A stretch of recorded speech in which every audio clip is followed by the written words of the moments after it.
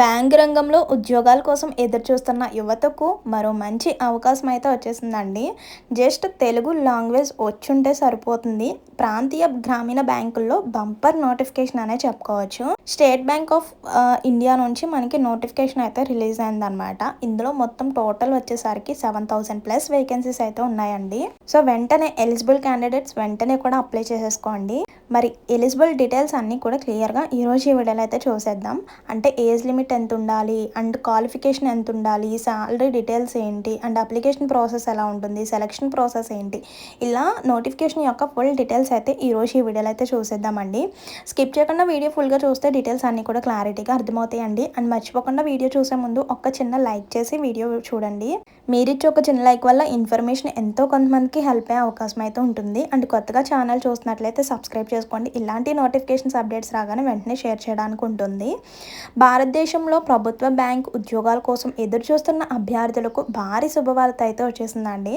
State bank of India తాజాగా మనకి 7,150 apprentice పోస్టుల కోసం నోటిఫికేషన్ అయితే విడుదల చేసింది. ముఖ్యంగా తెలుగు భాష తెలిసిన అభ్యర్థులకు ఇది అద్భుతమైన అవకాశం అని చెప్పుకోవచ్చు.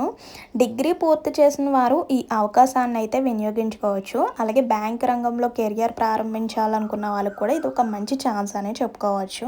ఈ నియామక ప్రక్రియ ద్వారా మనకి అప్రెంటిస్ చట్టం 1961 ప్రకారం నిర్వహిస్తున్నారనమాట. ఎంపికైన అభ్యర్థులకు 1 year ట్రైనింగ్ కూడా ఇస్తారనమాట. భవిష్యత్తులో బ్యాంక్ ఉద్యోగాలకు కూడా ఇది ఉపయోగపడే ఒక మంచి అవకాశం అయితే ఉంటుంది. సో ఖాళీల సంఖ్య వచ్చేసరికి 7,150. పోస్ట్ పేరు వచ్చేసరికి అప్రెంటిస్ పోస్ట్ అనమాట. దేశవ్యాప్తంగా వివిధ ప్రాంతీయ గ్రామీణ బ్యాంకుల్లో మరియు స్టేట్ బ్యాంక్ ఆఫ్ ఇండియా శాఖలో ఈ నియామకాలు అయితే జరుగుతున్నాయి. విద్యా అర్హతలు చూడండి. అభ్యర్థులు ఏదైనా గుర్తింపు పొందిన విశ్వవిద్యాలయం నుంచి డిగ్రీ కంప్లీట్ చేసి ఉండాలన్నమాట. అంటే డిగ్రీ కంప్లీట్ చేసిన ప్రతి ఒక్కరూ కూడా ఈ అప్రెంటిస్ పోస్టులకి అయితే అప్లై చేసుకోవచ్చు అండి. అండ్ నెక్స్ట్ వచ్చేసరికి అర్హతలు చూడండి. ఎనీ డిగ్రీ పాస్ అయి ఉండాలి. సో దాంతో పాటు తెలుగు స్థానిక భాషపై పట్టు ఉండాలన్నమాట. అంటే మీ లోకల్ లాంగ్వేజ్ కంపల్సరీ వచ్చి ఉండాలన్నమాట. ఈ లాంగ్వేజ్లోనే మనకి ఒక ఎగ్జామ్ టెస్ట్ అయితే పెడతారనమాట. తెలుగు రాష్ట్రాలకు చెందిన అభ్యర్థులకు ఈ నోటిఫికేషన్ మంచి అవకాశంగా అయితే మారింది. అంటే తక్కువ అర్హత, అంటే డిగ్రీ అంటే ప్రతి ఒక్కరు చాలామంది డిగ్రీ కంప్లీట్ చేసి ఖాళీగా ఉన్న వాళ్ళు ఉంటారు. అలాంటి వాళ్ళ కోసం ఇది ఒక మంచి అవకాశం అని చెప్పుకోవచ్చు. అండ్ లోకల్ లాంగ్వేజ్ వచ్చి ఉంటే సరిపోతుంది అనమాట. అండ్ నెక్స్ట్ ఏజ్ లిమిట్ చూడండి. 8th June 2026 నాటికి 20 to 28 years అయితే వచ్చి ఉండాలన్నమాట. అండ్ నెక్స్ట్ రిజర్వేషన్ కేటగిరీస్ వాళ్ళకి ప్రభుత్వ నిబంధనల ప్రకారం వయో సడలింపు కూడా వర్తిస్తుంది. అంటే మనకి 20 to 28 కదా. సో వాళ్ళకి +5 years ఎక్స్ట్రా, అంటే 33 ఉన్న వాళ్ళు కూడా అప్లై చేసుకోవచ్చు అలా అనమాట. అండ్ నెక్స్ట్ మంత్లీ శాలరీ చూడండి.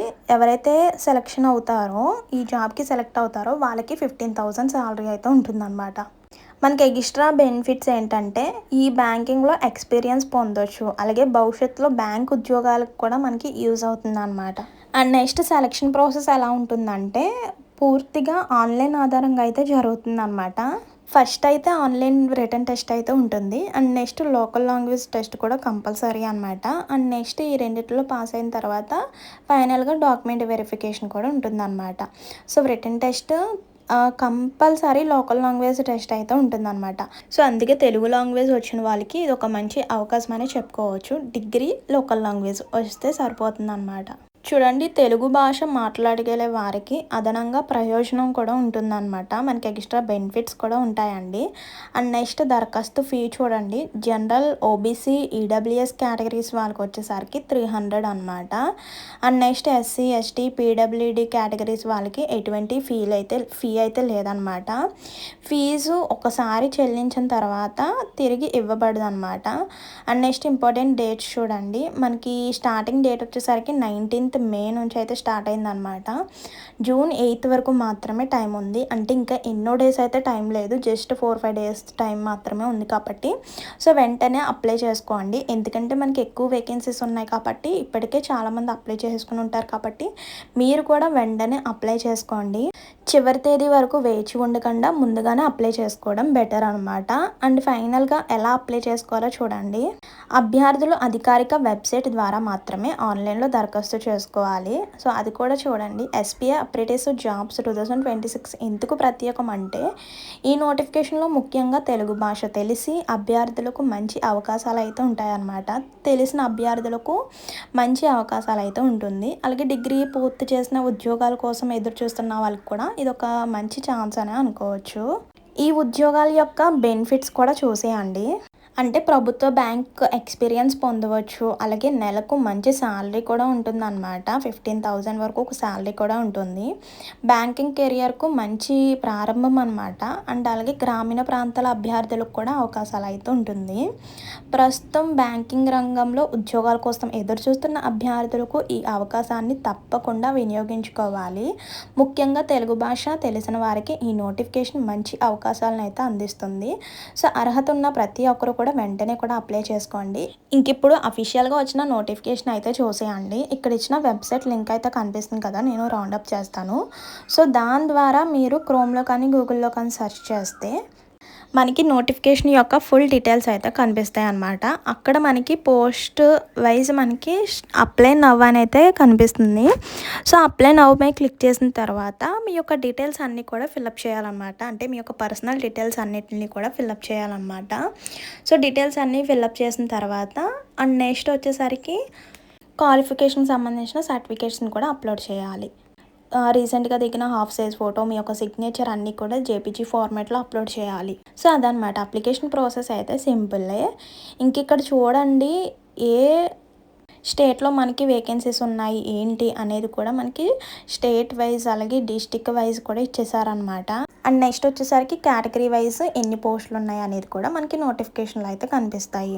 సో మెయిన్ ఆంధ్రప్రదేశ్లో చూడండి అల్లూరు సీతారామరాజు, అనకాపల్లి, అనంతపూరు, అన్నమయ్య, బాపట్ల, చిత్తూరు, ఈస్ట్ గోదావరి ఇలా మనకి ఈ డిస్టిక్స్లో అయితే ఈ డిస్టిక్ వాళ్ళు అయితే అప్లై చేసుకోవచ్చు అనమాట. డిస్టిక్ వైజ్ ఏ డిస్టిక్కి ఎన్ని వేకెన్సీస్ ఉన్నాయి ఏంటి అనేది సో అన్ని నోటిఫికేషన్లు అయితే మీరు క్లియర్గా చెక్ చేసుకోవచ్చు. అండ్ అలాగే నెక్స్ట్ వచ్చేసరికి తెలంగాణ స్టేట్కి సంబంధించిన ఏ డిస్ట్రిక్ట్స్లో నోటిఫికేషన్స్ ఉన్నాయి ఇలా మీరు చెప్పాను కదా స్టార్టింగ్లో వెబ్సైట్ లింక్ అయితే దాని ద్వారా మీరు చెక్ చేసుకోవచ్చు అనమాట. సో చెక్ చేసుకొని ఎవరైతే ఎలిజిబుల్ క్యాండిడేట్స్ ఉంటారో వెంటనే కూడా అప్లై చేసుకోండి. అప్లికేషన్ ప్రాసెస్ కూడా మనకి సింపులే కాబట్టి సో అప్లికేషన్లో ఎటువంటి రాంగ్ ఇన్ఫర్మేషన్ ఉండకూడదు అనమాట. అండ్ ఏజ్ లిమిట్ కూడా మెయిన్ మనం చెక్ చేసుకోవాల్సింది ఏజ్ లిమిట్ అనమాట.